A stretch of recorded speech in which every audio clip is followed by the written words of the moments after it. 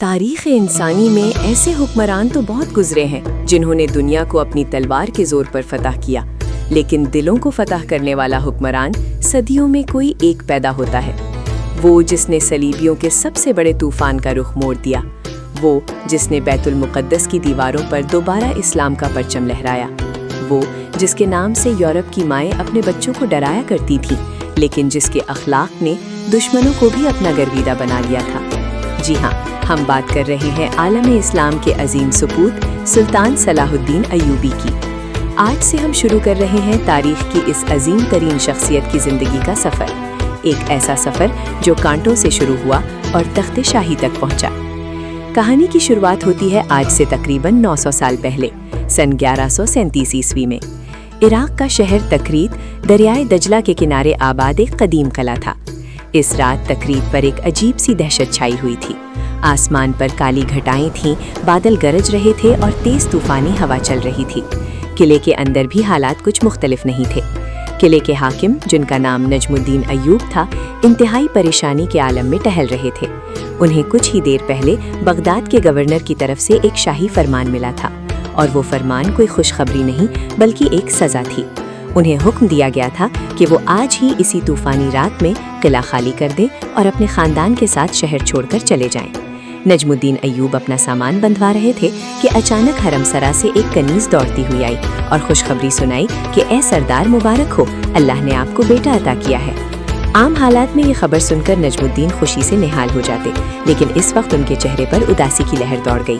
انہوں نے سوچا، یہ کیسا وقت ہے، ہم خود بے گھر ہو رہے ہیں، سر چھپانے کی جگہ نہیں، اور ایسے میں اس ننھی جان کا دنیا میں آنا، یہ بچہ تو شاید ہمارے لیے بدقسمتی لایا ہے کہ اس کے آتے ہی ہمیں اپنا گھر چھوڑنا پڑ رہا ہے۔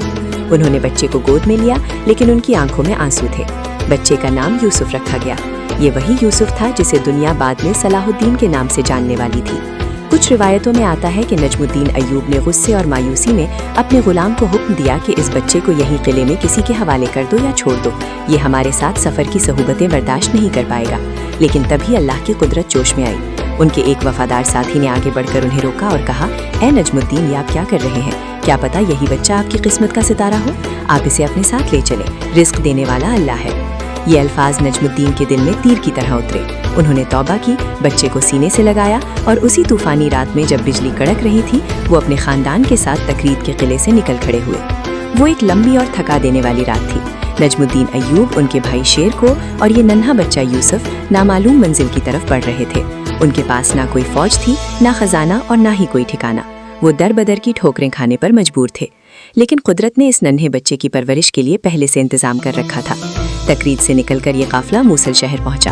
وہاں کا حکمران عماد الدین زنگی ایک بہادر اور نیک دل بادشاہ تھا۔ جب اسے پتہ چلا کہ نجم الدین ایوب تکریت چھوڑ آئے ہیں تو اس نے انہیں اپنے پاس پناہ دی۔ عماد الدین زنگی نے نہ صرف انہیں عزت دی بلکہ نجم الدین ایوب کو اپنی فوج کا کمانڈر بھی بنا دیا۔ یہیں موصل کے محلات اور چھاونیوں میں ننھے صلاح الدین کا بچپن گزرنا شروع ہوا۔ اس نے آنکھ کھولتے ہی اپنے ارد گرد کھلونے نہیں بلکہ تلواریں، ڈھالیں اور نیزے دیکھے۔ اس کے کانوں نے لوریوں کے بجائے جنگی ترانے سنے۔ یہ وہ ماحول تھا جس نے صلاح الدین کے اندر بچپن ہی سے ایک سپاہی کی روح پھونک دی تھی۔ وہ مدرسے میں قرآن پڑھتا اور میدان میں گھڑ سواری سیکھتا۔ لیکن دوستوں، ابھی تو سفر کی شروعات تھی۔ تقدیر اس خاندان کو موصل سے بھی آگے لے جانے والی تھی۔ ایک ایسا واقعہ ہونے والا تھا جو صلاح الدین ایوبی کو شام کے عظیم دربار تک پہنچا دے گا۔